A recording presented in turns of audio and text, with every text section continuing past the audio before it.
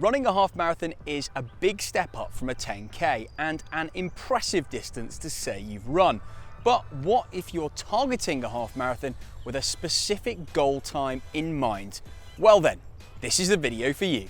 I'm Anna, and today, along with Rick's help, we're going to be giving you everything that you need to break that 1:45 across a half marathon. Although everything that we cover will help you in training for a half marathon, no matter what your time goal is.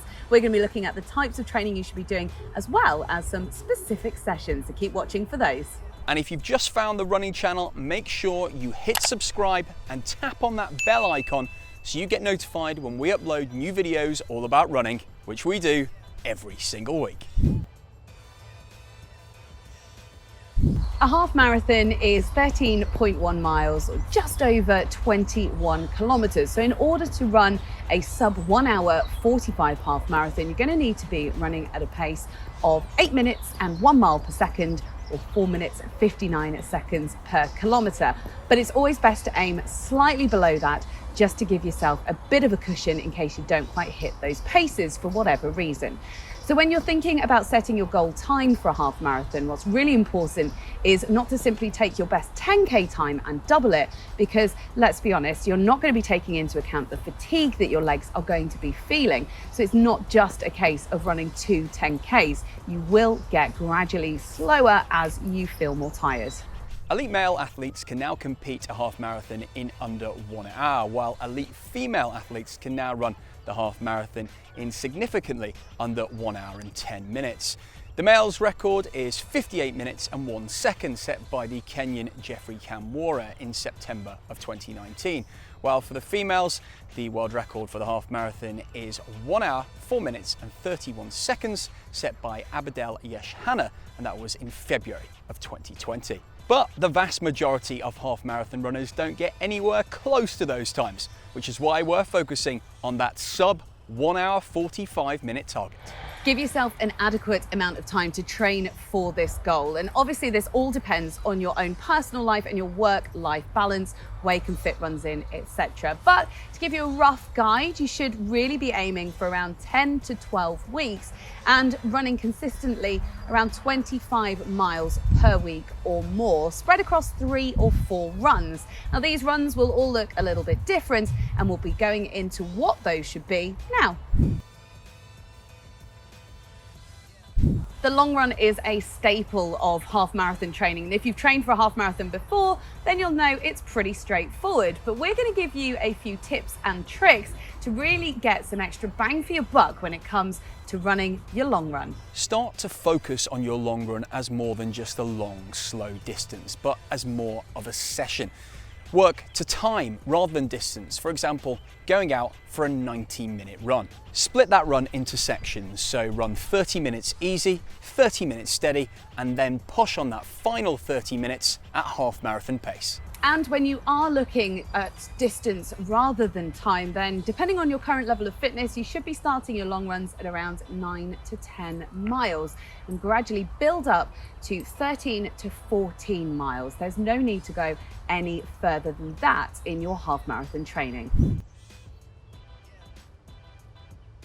Depending on how you're feeling and the overall volume and intensity of your training, maybe add in a steady run or a threshold run. Now, a steady run should be 45 to 60 minutes at a pace that is more than conversational running pace, but less than your half marathon pace or threshold pace. Then there's the tempo or threshold runs. So the aim here is to feel what it's going to be like running at your goal half marathon pace.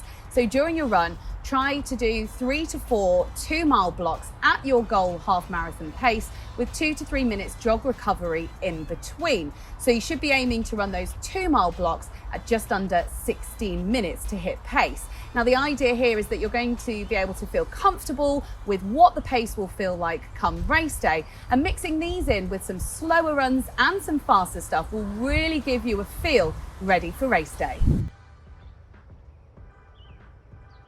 As Anna mentioned, doing runs at either side of your goal race pace will better prepare you for running at your goal half marathon pace. So these are some faster sessions that you can do to help your legs turn over that little bit quicker. When including these around your training week, it's important that you base it around your long run. Now, if your long run was particularly intensive, like the progressive one that we suggested, it's important that you keep your speed sessions to something like 16 to 24 1-minute intervals. Base these at a 10k pace with 30 to 60 second jog runs in between. So if you're targeting that 1:45 half, your 10k target pace should be 7 minutes 30 seconds per mile or 4 minutes 40 seconds per kilometre.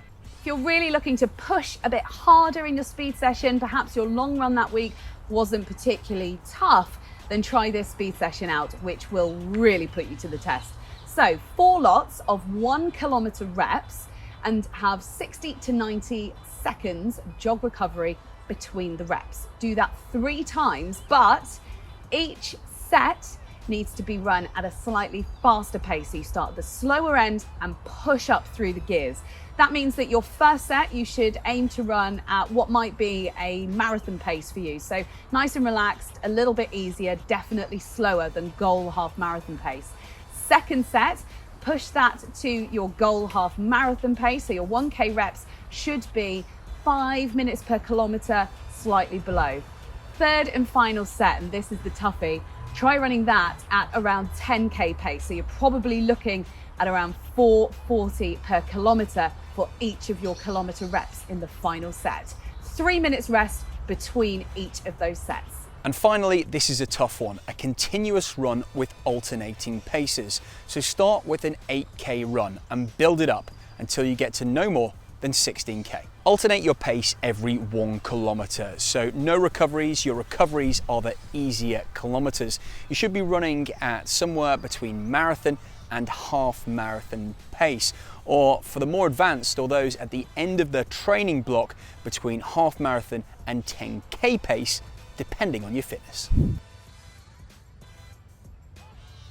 Another part of your weekly running schedule should be some easy runs. These should work like an active recovery. They should be between 30 and 45 minutes in length, and you should run how you feel, but don't push too hard.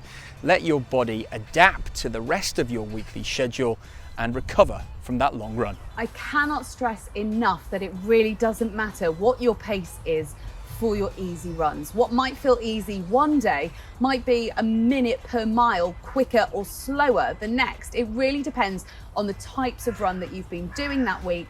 So really what you're focusing on here is the effort level. So make sure that it does genuinely feel easy, because those runs are also going to help benefit you throughout the training cycle. Recovery is such an important part of training. It's almost as important as the running itself. So make sure, if you're going to be sticking to your training plan, that you don't try and do more just because you feel like you could or you should. Making sure that you give yourself time to recover between sessions, especially those tougher ones, will make you a better runner in the long run. Going out and constantly pounding the pavement, on the other hand, is a surefire way to end up injured.